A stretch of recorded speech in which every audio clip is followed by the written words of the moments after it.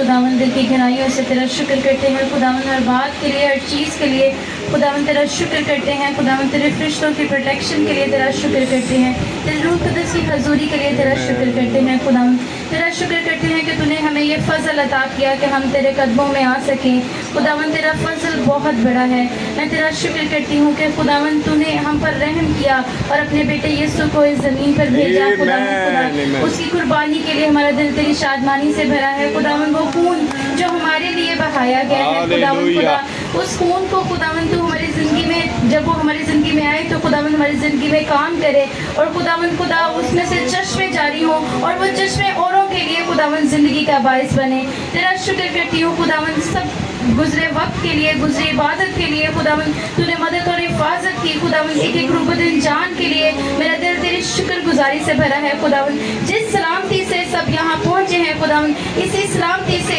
Double दुगने मसा के साथ खुदावन अपने घरों में वापस लौटे और वो मसा हमेशा इनके साथ स्टे करे खुदावन। तेरा शुक्र करती हूँ खुदावन, खुदा खातमीन पर तेरा रहम, तेरा फजल मांग लेती हूँ खुदावन, साजों पर आवाज़ों पर तेरा शुक्र करती हूँ खुदावन, तेरा रहम तेरा फजल मांग लेती हूँ खुदावन, तेरा शुक्र करती हूँ, सब कुछ मांग लेती हूँ तेरे प्यारे बेटे मेरे प्यारे खुदावन यीशु मसीह नासरी के नाम से, आमीन।